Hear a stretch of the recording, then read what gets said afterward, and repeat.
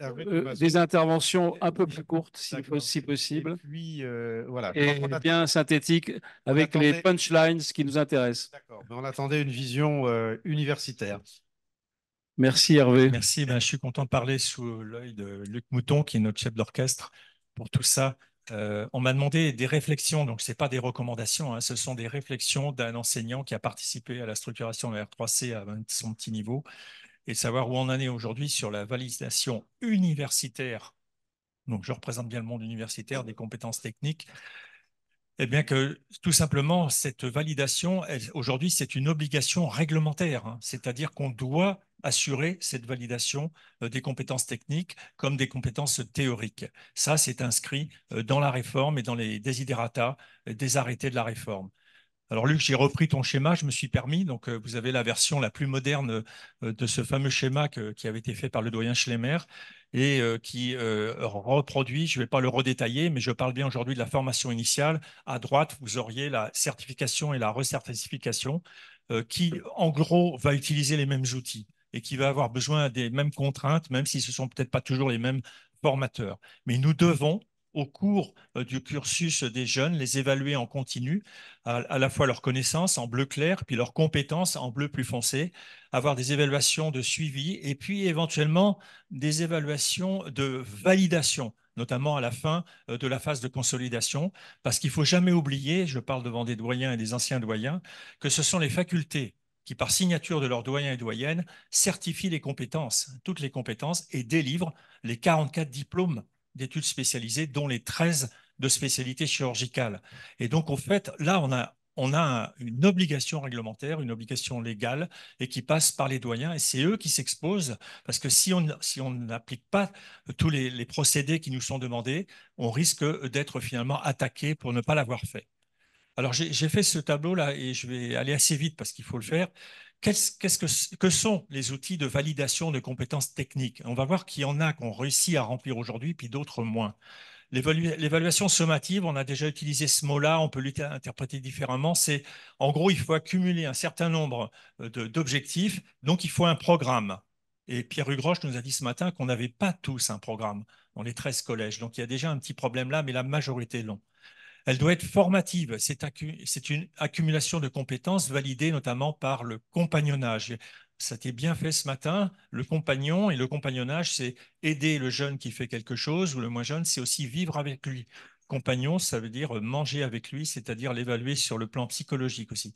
Il faut des maîtres et les maîtres, ce sont les agréments de terrain stage. Ça, c'est fait. Ensuite, elle peut être certificative, et ça, c'est une vraie question. C'est-à-dire qu'il faut que le doyen ou la doyenne puisse documenter éventuellement quelque, un manque. Bien sûr, un acquis, ça c'est, et tout se passe bien la plupart du temps, mais il faut qu'il puisse aussi, il ou elle, documenter un manque. Alors pour cela, il y aura une évaluation, et Gabriel Seydoun va en reparler, quantitative, c'est-à-dire combien est-ce que j'ai fait de prothèses totales de hanche qui permettent de dire que j'en ai accumulé suffisamment pour les faire en autonomie. Et puis ce sur quoi je vais m'arrêter un tout petit peu avec des photos, c'est l'évaluation qualitative. C'est ce dont Chris Simmons vient à parler tout à l'heure, c'est-à-dire est-ce que le geste par simulation reproduit devant des formateurs notés démontre qu'on a acquis un niveau de compétence suffisant pour pouvoir passer cette étape de validation. Et là, je veux dire que c'est très compliqué. Et c'est compliqué à appliquer sur le terrain pour les raisons que je vais vous dire. Donc voilà l'application légale. J'ai juste repris l'arrêté du 21 avril 2017. Vous voyez que la validation des objectifs, le programme, globalement, on y arrive. Ça, vous voyez, c'est tout ce qu'il faut faire pour valider en fin de phase de consolidation.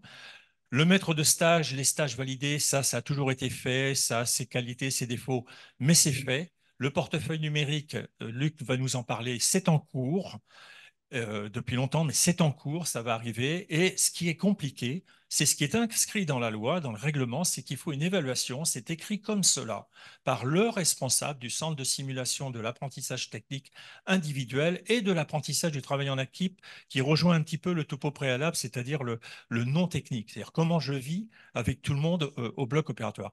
Et ça, réellement, aujourd'hui, on est très en retard et ça pose problème et on pourrait nous reprocher de ne pas être au point. Pourquoi est-ce que c'est compliqué?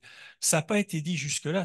comment est-ce qu'on peut rendre objective et reproductible une telle validation universitaire dans un pays comme la France qui a 26 UFR et mine de rien en ligne 5658 étudiants en chirurgie. Là, au tenté, c'est ça qu'on a, ce sont ces étudiants qu'on a en charge en troisième cycle. Et comment le rendre homogène avec des disparités de spécialités considérables, puisque le plus petit effectif, la chirurgie orale, c'est 140 étudiants, et je plains les gynéco-obstétriciens qui, eux, en ont 1410. Donc, comment est-ce qu'on fait pour aller de l'une à l'autre comme ça et avoir des règles d'homogénéité? C'est une première question et je ne vous apporterai pas de réponse, même si on en discutera ensuite comme des pistes. Et puis là, quelques photos pour vous donner la réalité de terrain. Comme beaucoup d'autres équipes, on travaille aussi à Rennes sur les outils de validation. Je vais vous montrer quelques exemples. Là, c'est une arthroscopie de genou, une ménicectomie.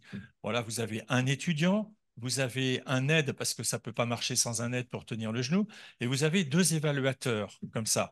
Comment est-ce qu'ils travaillent? Vous ne pouvez pas lire, mais devant eux, ils ont l'équivalent d'un score OSATS qu'ils remplissent sur leur ordinateur et puis qui remplissent également par papier. Donc l'outil qui est utilisé, c'est le score A7 pour l'arthroscopie, mais c'est la même chose que l'OSATS pour l'arthroscopie. Et on va utiliser là, en l'occurrence, ce qu'on appelle de la simulation synthétique, ce sont des maquettes. Vous voyez déjà ce que ça mobilise pour évaluer un étudiant sur une seule action. C'est-à-dire, imaginez que vous demandiez de la répéter 4 fois, 5 fois. Il faut 5 maquettes. Ça coûte cher, les maquettes, sauf si on les imprime, etc., etc. La situation se complique encore si on analyse un peu ce que disent les deux évaluateurs.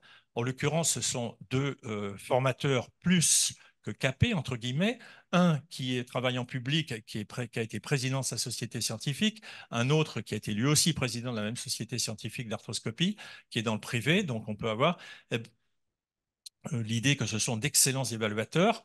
Ils n'ont pas été formés pour ça. On en reparlera après. Mais on pourrait se dire que, ben, en fait, ce n'est pas tout à fait vrai.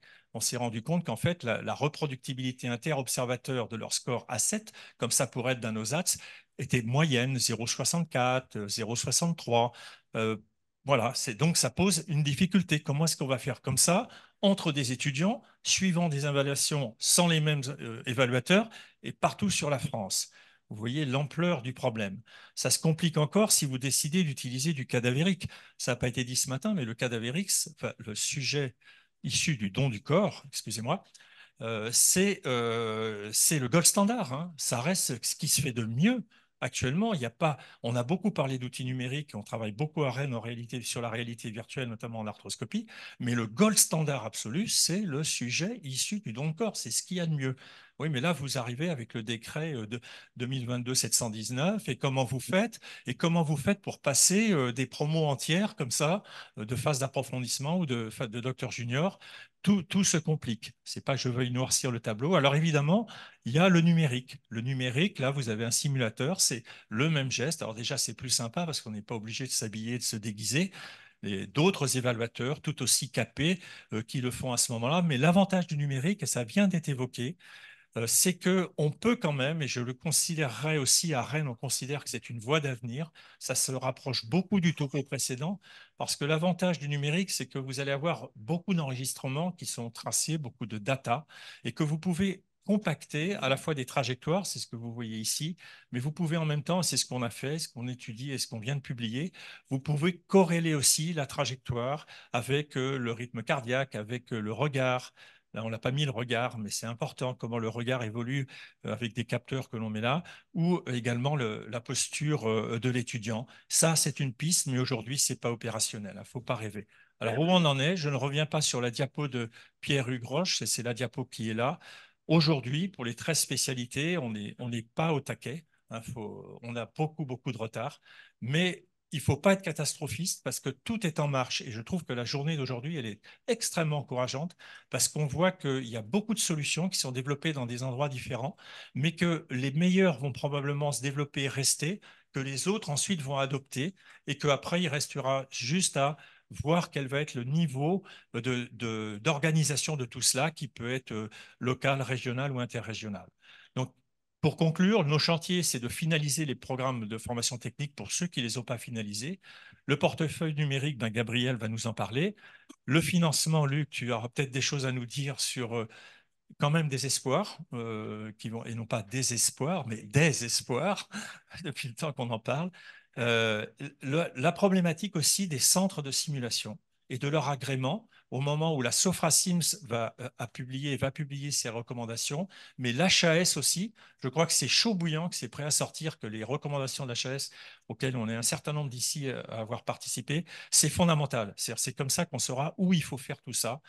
Les mutualisations, ça doit se travailler parce qu'on le fait, effectivement, ça a été cité, on est très organisé dans l'Ouest au sein de Hugo et ça fonctionne. C'est le message que je peux vous dire aujourd'hui. Une mutualisation entre 4, 5, 6 CHU, ça fonctionne, c'est faisable, mais il faut juste avoir des personnes qui s'en occupent. En l'occurrence, pour nous, pour notre spécialité, c'est une chargée de mission qui ne fait que ça, de s'occuper pour les 120 internes d'orthopédie du Grand Ouest, 6 CHU, elle ne fait que ça, les convocations, les validations de présence, etc., etc., etc. Les effectifs de formateurs, hein, U, mais aussi non U, et immédiatement en corrélation, la formation des formateurs, parce que pour l'instant, on est encore à un stade extrêmement embryonnaire. Mais on a tous désespéré de voir la Sagrada Familia ne pas se terminer. Je crois savoir qu'elle est enfin terminée. Donc, ça prouve qu'on va y arriver. On va y arriver. Le message se veut positif. Bien, bravo et merci.